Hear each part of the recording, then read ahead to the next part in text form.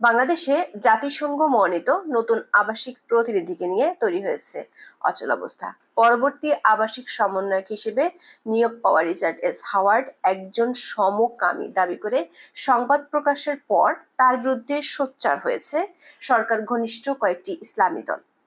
এই নিয়োগ বাতিলের দাবিতে কঠোর আন্দোলনের হুমকিও দেওয়া হয়েছে। পাশাপাশি ডক্টর ইউনূসের ঘনিষ্ঠ মিত্র হিসেবে পরিচিত বর্তমান আবাসিক প্রতিনিধিকে আপাতত বাংলাদেশে রেখে দেওয়ার জোর চেষ্টাও চলছে। প্রশ্ন উঠেছে, জাতিসংঘের বর্তমান দূত গোয়েন লুইসের বিদায় ঠেকাতে এমন আয়োজন কিনা। আবার চাপের মুখে জাতিসংঘকে সিদ্ধান্ত বদলের চাপ দেওয়া হলে সেটি অন্তর্বর্তী সরকারের সঙ্গে সংস্থাটির ঘনিষ্ঠ সম্পর্কে চির ধরাবে কিনা। যে ধরনের ইস্যুতে চাপটি তৈরি করা হচ্ছে সেটি ডক্টর মোহাম্মদ ইউনূসের জন্য তৈরি করতে পারে নতুন সংকট। সমকামী অধিকারের পক্ষে তার অতীত অবস্থানকেও নতুন করে সামনে আনছেন অনেকে। সে সময় ইসলামী দলগুলোর কঠোর অবস্থান নিয়ে সোশ্যাল মিডিয়ায় আবারও শুরু হয়েছে বিতর্ক। চলুন যাওয়া যাক বিশ্লেষণ। বাংলাদেশের জাতিসংঘের নতুন আবাসিক প্রতিনিধি হিসেবে রিচার্ড এস হাওয়ার্ডের নিয়োগের বিষয়টি নিয়ে ৩রা জুলাই প্রতিবেদন প্রকাশ করে কয়েকটি সংবাদ মাধ্যম। এতে জানানো হয়, বর্তমান জাতিসংঘ দূত গোয়েন লুইসের জায়গায় আসছেন রিচার্ড হাওয়ার্ড। বর্তমানে পাপুয়া নিউ গিনিতে জাতিসংঘের আবাসিক সমন্বয়ক হিসেবে কর্মরত আছেন রিচার্ড।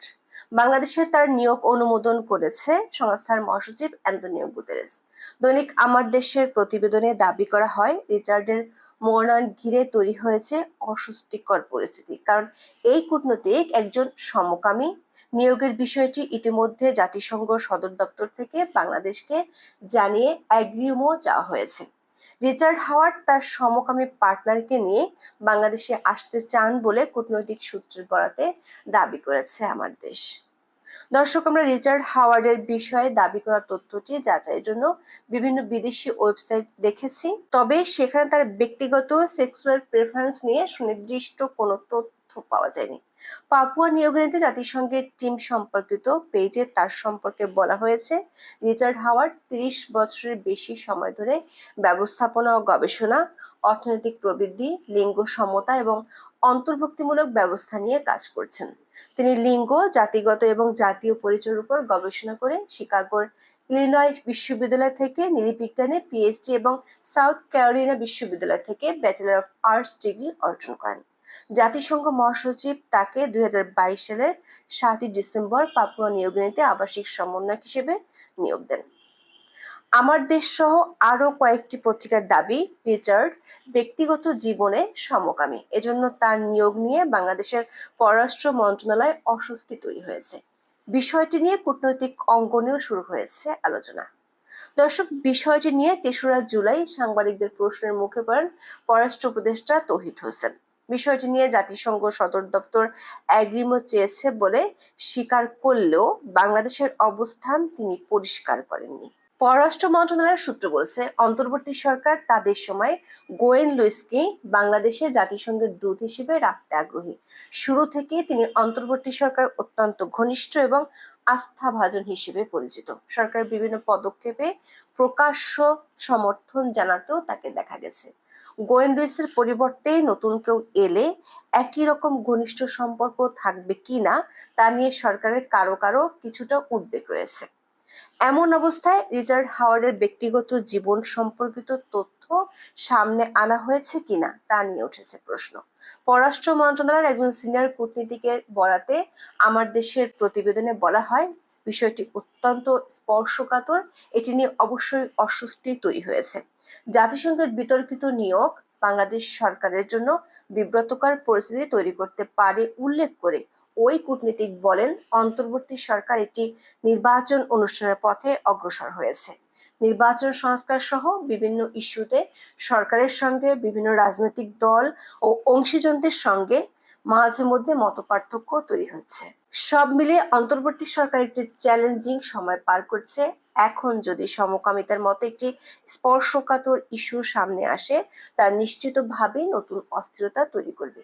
এই পরিস্থিতি মোটেই কাম্য নয়। ওই কূটনীতিকের অভিমত হলো, এই পরিস্থিতিতে ভালো হয় যদি জাতিসংঘ ঢাকায় নতুন কোনো আবাসিক সমন্বয়ক না পাঠিয়ে বর্তমানে ঢাকায় কর্মরত আবাসিক সমন্বয়ক গোয়েন লুইসকে আগামী সাধারণ নির্বাচন পর্যন্ত রেখে দেয়। কারণ গোয়েন লুইস সরকার, বিভিন্ন রাজনৈতিক দল এবং সমাজের অন্য অংশীজনদের সঙ্গে সুসম্পর্ক বজায় রেখে অত্যন্ত ইতিবাচকভাবে তার দায়িত্ব পালন করছেন। দর্শক, এই বক্তব্য থেকে পরিষ্কার, সরকার চায় নির্বাচন যখনই হোক তার আগ পর্যন্ত গোয়েন লুইসি ঢাকায় জাতিসংঘের আবাসিক সমন্বয়কের দায়িত্ব পালন করতে থাকুন। এক্ষেত্রে মূলত বাংলাদেশের রাজনীতিতে গোয়েন লুইসের সম্পৃক্ত থাকার সুবিধাটিকে নিজের পক্ষে ব্যবহার করতে আগ্রহী অন্তর্বর্তী সরকার। কিছুদিন আগে বাংলাদেশের নির্বাচন কোন প্রক্রিয়ায় অন্তর্ভুক্তিমূলক হবে সেটি নিয়ে বক্তব্য দিয়ে বেশ বিতর্ক তৈরি করেছিলেন এই গোয়েন লুইস। প্রশ্ন হলো, সেটি নিশ্চিত করার জন্যই কি রিচার্ড সম্পর্কিত তথ্য ছড়িয়ে দেওয়া হচ্ছে?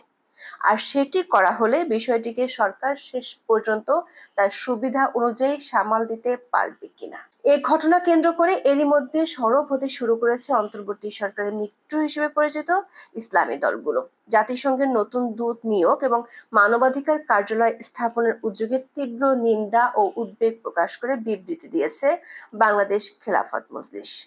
সংগঠনের আমির মাওলানা মামুনুল হক ও মহাসচিব জালালউদ্দিন আহমেদ হুঁশিয়ার করে বলেছেন, বাংলাদেশ সরকার রিচার্ডের মনোনয়ন প্রত্যাখ্যান না করলে প্রতিরোধ গড়ে তোলা হবে। সেই সঙ্গে ঢাকায় জাতিসংঘের মানবাধিকার কার্যালয় স্থাপনের অনুমোদন বাতিলের দাবিও করেছে তারা। এসব ঘটনাতে দেখা যাচ্ছে সমকামী ইস্যু কেন্দ্র করে রিচার্ডের নিয়োগ বাতিল এবং গোয়েন লুইসকে বাংলাদেশে রাখার চেষ্টা চলছে সরকারের ভিতরে ও বাইরে।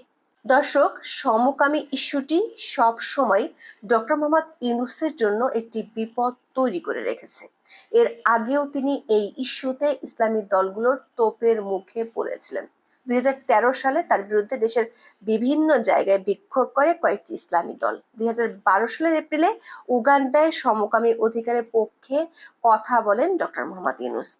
বিষয়টি জানার পর তার বিরুদ্ধে বিক্ষোভ হয় কয়েকটি জায়গায়। কুমিল্লার এমন এক বিক্ষোভে অংশ নেয়া মাওলানা মোহাম্মদ নোমান বার্তা সংস্থা এএফপি কে বলেন, সমকামীদের পক্ষ সমর্থন করে ইউনূস নাস্তিক হয়ে গেছেন। বিক্ষোভের পাশাপাশি সে সময় কয়েক লাখ লিফলেটও বিলি করা হয়, এমনকি তোলা হয় ফাঁসির দাবিও। প্রশ্ন হলো, রিচার্ডের সম্ভাব্য নিয়োগ নিয়ে আবার একই ধরনের পরিস্থিতি তৈরি হবে কিনা। এবারের ঘটনাটি সরকারেরই তৈরি করা হয়ে থাকলে সেটি বুমেরাং হয়ে তাদেরকে ক্ষতিগ্রস্ত করবে কিনা। এই ঘটনা জাতিসংঘ এমনকি পশ্চিমা দেশগুলোর সঙ্গে অন্তর্বর্তী সরকারের উষ্ণ সম্পর্কে নেতিবাচক প্রভাব তৈরি করবে কিনা। ডক্টর ইউনূস ও তার কন্যা মনিকা ইউনূস সমকামী অধিকারের সমর্থক সিং ফর হোপ নামের একটি আমেরিকান সংগঠনের সঙ্গে জড়িত বলেও অতি সম্প্রতি বিতর্ক ছড়ায় সামাজিক যোগাযোগ মাধ্যমে। সিং ফর হোপের মূল লক্ষ্য সম্প্রদায় ভিত্তিক সংস্থাগুলোর সঙ্গে অংশীদারিত্ব এবং শিল্পীদের একত্রিত করে একটি উন্নত বিশ্ব তৈরিতে শিল্পকলাকে ব্যবহার করা। তবে তারা রংধনু থিমযুক্ত পিয়ানো তৈরি এবং এলটন জন এইডস ফাউন্ডেশনের মতো এলজিবিটিকিউ বান্ধব সংস্থাগুলোর সঙ্গে কাজ করছে। মনিকা ইউনূস এই সংগঠনের একজন সহ-প্রতিষ্ঠাতা এবং প্রতিষ্ঠাতা বোর্ড অব মেম্বার হলেন ডক্টর মোহাম্মদ ইউনূস। গত বছরের সেপ্টেম্বরে যখন ইসলামপন্থীরা পাঠ্যপুস্তক কমিটির বিরুদ্ধে আন্দোলন করছিল, তখন নেত্র নিউজের সম্পাদক তাসনিম খলিল এক ফেসবুক পোস্টে লিখেছিলেন, কথা হইল মোহাম্মদ ইউনূস নিজেও সমকামীদের অধিকার প্রতিষ্ঠার পক্ষে, এটা কি তার ইসলাম